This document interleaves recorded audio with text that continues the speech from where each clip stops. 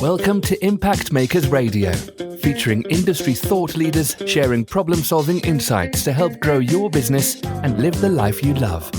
And here's your host, Stuart Andrew Alexander.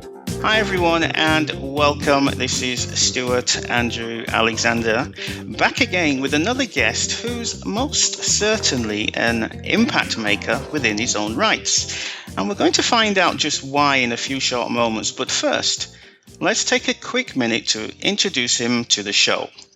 Now, today's guest is someone who helps salespeople and companies to solve their sales performance problems so they can achieve their full potential in sales. He has a passion for inspiring a professional attitude in sales, inspiring salespeople to be enthusiastic and excited about selling, as well as inspiring them to be proud of who they are and to be proud of what they do, because, as he always says, nothing ever happens until a salesperson sells something. Additionally, he has a lifetime's experience in sales and sales management and has successfully taken more than 25,000 salespeople across all products and industries from being average salespeople to being sales professionals. And he's here today to talk to us about some of the problems, some of the obstacles, some of the misconceptions, pitfalls and fears surrounding the individuals and organizations he has a passion around helping the most. So please, let's welcome him to the show, ladies and gentlemen, often referred to as South Africa's favorite sales trainer and conference speaker, Ray Patterson. Ray, welcome to the show. Good morning, Stuart. Thank you very much. And a very good morning to you there, right down there in South Africa. The first question that I have for you, Ray, is could you just briefly, in your own words, describe to me who is your perfect prospect? Who is it that you help, Ray? The people that I help usually are salespeople and companies that want to improve their sales results. It's anybody that is in the sales profession that is just struggling to achieve targets and struggling to achieve their full potential. And most importantly, from a sales perspective, struggling to be real professional salespeople rather than average salespeople. Okay, Ray. So when you think about those people that you help the most, the people who you just mentioned, what are 2 to 3 common obstacles that you often come across that prevent them from achieving their desired outcome? Stuart, the most common objection I find at the moment is that most salespeople have given up on controlling the sale. So they don't follow a sales process, they don't stick to the simple basics, and therefore the customer ends up controlling the sale. The customer ends up asking all the questions, and salespeople have become information providers rather than salespeople. So they'll answer all the questions the customer had. At the end of that 25 minutes or 35 or an hour, however long it takes, customer usually turns around and says, "Thank you very much. Leave it with us. We'll get back to you." Or "Thank you very much. Give us your card. We'll think about it." So salespeople themselves have got to a point where they're no longer selling. They've become order takers in a sense because they're allowing customers to control the sale and make the decisions based on the information they get from the salespeople. And what are 2 to 3 popular misconceptions that the people you work with may have about the outcomes that they want to achieve when it comes to sales? Misconception number 1, I think, is price. You know, the most salespeople have the misconception that customers are looking to buy whatever it is, the product or service they're wanting, and they want to pay the lowest price possible. And salespeople there again have got themselves to blame when they end up being in a price war, because usually it's them themselves who are focusing on price instead of the other things that they should be focusing on, like value and service and the other things that they can bring to add value to the customer's business, giving good advice, for instance, on how to grow and improve their business. So that's one of the price is one of them. The other one is that salespeople often believe that it's not necessary to present all the facts because the customers can get the information from the website. That is a big misconception in the marketplace today, that salespeople are no longer an important factor when customers are making decisions to buy products and services, because customers can get all that information from the website. And the problem with that is websites can't sell products and services. Websites can't ask questions and they can't get customers' emotions involved. you need a salesperson to be sitting with the customer either face-to-face or telephonically, finding out what their requirements are and then giving them good advice on how your products and services can help them to grow and improve their business. That's some really good feedback, and it kind of a good segue into the next question, what I have for you. So again, when you think about the individuals who you help, the organizations that you work with, and those wanting to pursue their goals of achieving their full potential in sales, can you please just share a couple of pitfalls that they should be aware of, or even mindful of, or even careful of while they're out there trying to achieve those goals? I think the first pitfall is not fully understanding or underestimating the customer's expectations. Customers in today's world of business, customers expect the salesperson to understand their business and to give them good advice on how to grow and improve their business. People no longer want to deal with average salespeople. They want to deal with salespeople that they see as being trusted advisors. So from that point of view, salespeople need to be a trusted advisor. You obviously need to know your products and services inside out. And then being an expert business partner means being able to understand the customer's business and to give them advice on how those products and services that you offer can help the customer to be better off by buying from you. The other pitfall often is not making a good first impression, because it's all about the salesperson in today's world of business. People don't buy products, services, or price or companies. They actually buy the salesperson that they're dealing with. And salespeople often don't understand how important they are in the process. Customers take one look or one listen, if it's the telephonic call, and then make a split-second decision on deciding, yes, my trapdoor's open, I'll listen to what this person has to say, or no, I don't think I'm going to listen to this person, because they're doing and saying the same thing that all the average salespeople that have been wasting my time out there are saying. So they need to look at being different. So it's making a good first impression and understanding that the customer has high expectations today from salespeople. So would it be accurate to say that for anybody to buy from you, they must first trust you? However, for them to first trust you, you must have strategies in place to break down their natural skepticism and give them sufficient reasons to choose you over your competitors? I think the trust element is not something that happens instinctively, and it's certainly not something that happens, often doesn't happen at the beginning of a meeting or even at the first meeting. What needs to happen first is that the customer makes a split-second decision based on what they see and hear from you, whether you are the kind of person that is there to help them. In other words, are you there because you want to be there? Are you there because you're a professional salesperson who knows the products and services they sell, has taken the time to find out about the company's ins and outs and what their requirements might be, and you're there to be of service? So initially, the first thing they need to do is to like you. It's not really trust. The first thing is they need to like you. And only from then on, trust, as I said, trust may happen at a later stage, but it's very much a case of, do I want to do business with the salesperson? So a customer takes one look at a salesperson and they make a split-second decision. Do I want to do business with this person or not? And it's what they see in front of them, how the person is dressed, how they're carrying themselves, their body language, their enthusiasm, and all that kind of stuff. So to answer that question, it's not so much about trust initially, but it's about making a good first impression and giving the customer the impression that you're there to be of service. I'm here to help you. I'm here to help you improve and grow your business. Thinking about people you work with and then wanting to achieve their full potential in sales, in your experience, what are 2 to 3 of the most common fears that prevent them from achieving their desired outcome? One of the problems I find with companies not achieving the desired outcome is because they've had so many previous bad experiences with sales trainers who've made no difference to their business. Companies have ended up spending a lot of money on sales training and then not getting in real improvement in their bottom line, which is increased sales. A lot of sales trainers themselves don't really have don't have the necessary hands-on sales experience, and because of that they get all the ideas and material from doing internet research, and that usually results in long methodologies, complicated systems, and trainers who actually tell salespeople what they should be doing but are not able to show them the how-tos.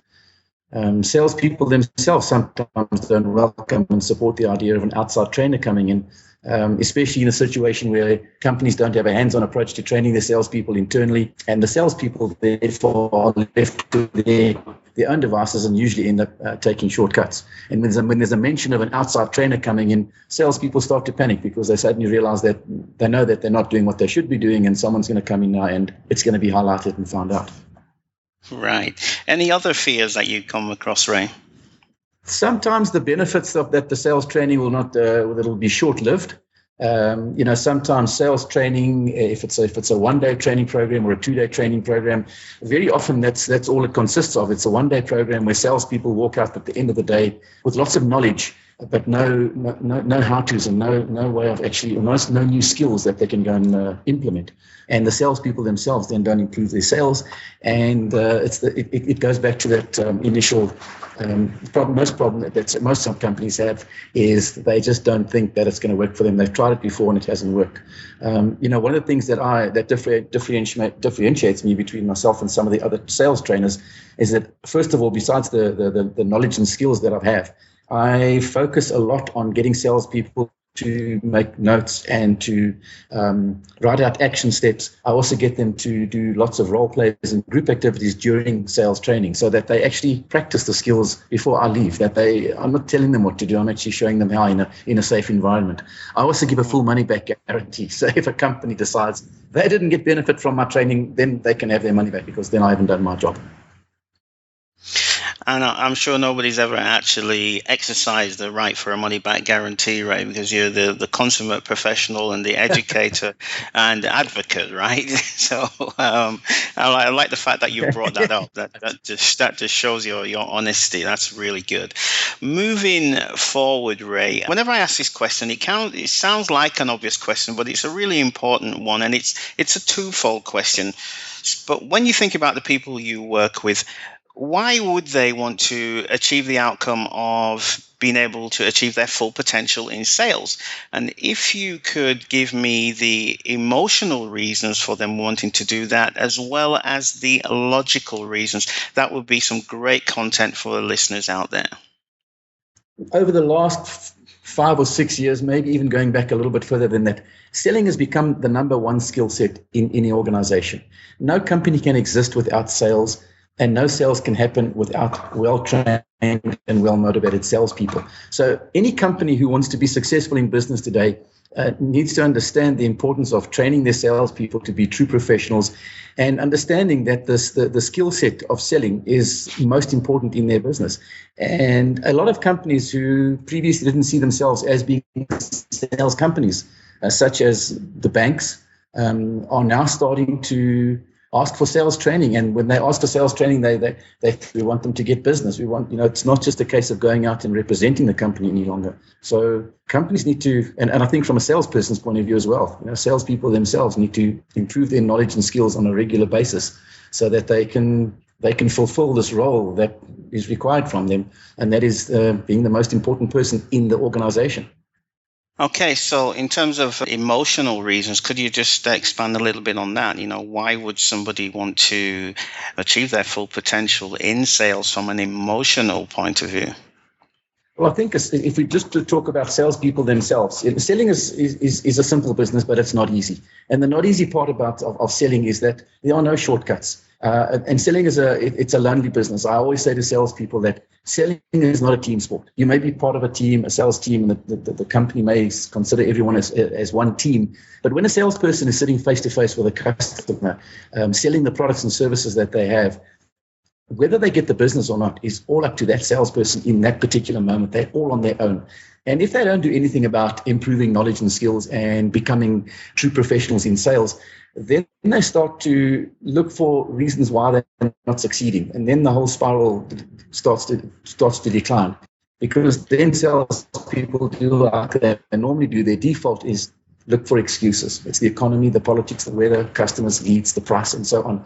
So salespeople often find themselves stuck in this trap where, because they're not doing anything about improving knowledge and skills or being different, they end up devaluing themselves And then they often also become subservient, apologetic. When they meet customers, they thank them for their time, which they shouldn't be doing. I believe when a salesperson arrives at a meeting with the customer should be thanking them because they're coming to give the customer good advice on how to grow and improve their business.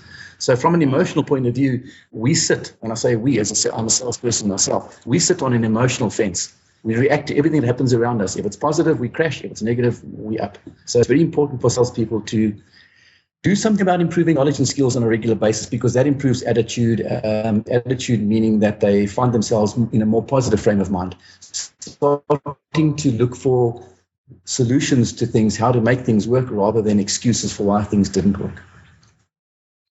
Ray, it's been a really good interview so far. We know who you have the greatest passion around helping. You've made that clear. You work with individuals, sales organizations, corporations. You've spoken about some of the most common obstacles and the misconceptions they may have bought into. You also address some of the harmful pitfalls that they should be aware of and the fears that hold them back, as well as some of the emotional and logical reasons that you just touched on. So now that we know all of that, let's just spend a few moments talking a little bit about your solution. What is it exactly, Ray? Does it have a name? Does it have a brand? And what made you come up with the idea? What inspired you to help the kinds of people that you were today? So in short, that was about 4 or 5 questions, but to wrap it all up, a little bit about your backstory, Ray. Let's go into that, please. Our sales training does have a brand name. It goes by the name of RAP Selling, which is R-A-P. And I focus on getting salespeople to stop being reps, in other words, just representing the company, and to start being reps. And the explanation of how I came up to RAP, and I'll explain what RAP stands for shortly. The way I came up with this is whenever I meet with people that are looking to do sales training, so I meet with sales managers, sales directors, company owners, CEOs on a regular basis to discuss their sales training requirements. And one of the questions that always comes up is, how do you get salespeople to go out and do what they should be doing? It's a common fact that most salespeople know exactly what they should be doing in any such selling situation. The problem is they don't always go out and do it. And there seems to be a missing link between a salesperson who has the knowledge and skills to be successful, but on the other hand, is not achieving their full potential in sales. And after thinking about this for quite some time, I believe I came up with the answer to that question. And that is, the way you get them to go out and be successful in sales and do what they should be doing is to get them to become RAP salespeople. Now, RAP is an acronym that stands for the 3 key characteristics that I believe make a professional salesperson. And that is responsible, accountable, and proud.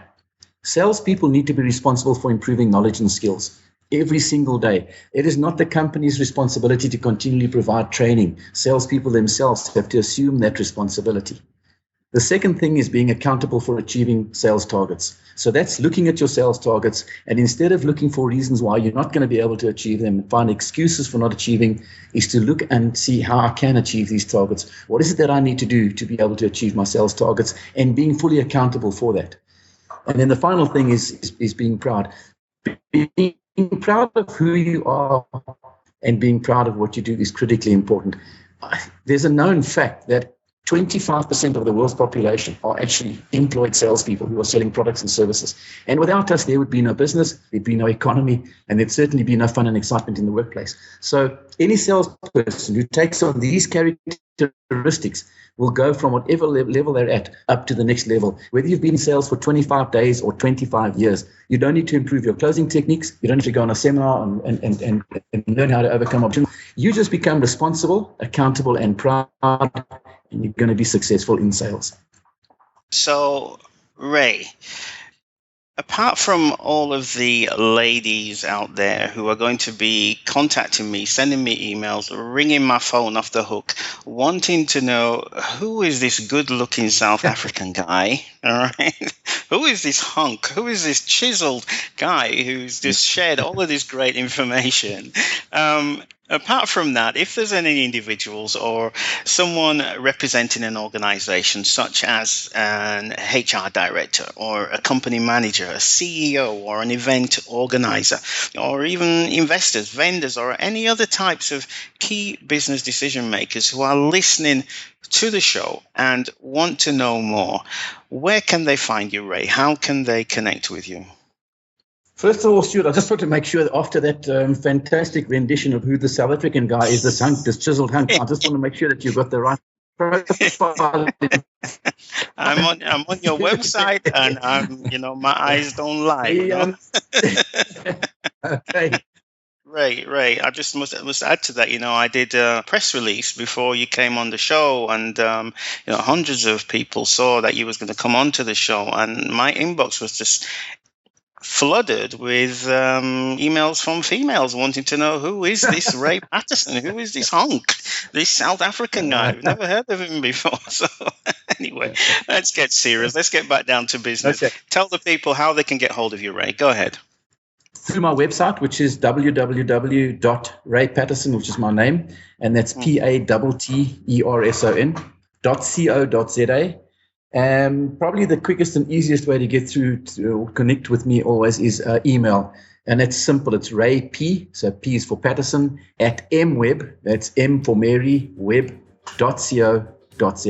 I'm also available on LinkedIn, but email and internet are probably the quickest way to connect with me, a website. Perfect. So we've come to the end of the show, Ray. Unfortunately, we don't have any more time. So before we leave and we say goodbye, do you have any final thoughts for the listeners out there? The only thing I would say is, especially salespeople that are out there, you've made the right. I want you to all to take your right hand, lift it in the air, put it across, pat yourselves on the back and say, well done. You made the right decision. You're in the best profession in the world, because nothing ever happens until a salesperson sells something, and never forget that. Thank you for tuning in to Impact Makers Radio. To listen to all past, present and future industry thought leaders and trendsetters, visit us at impactmakersradio.com.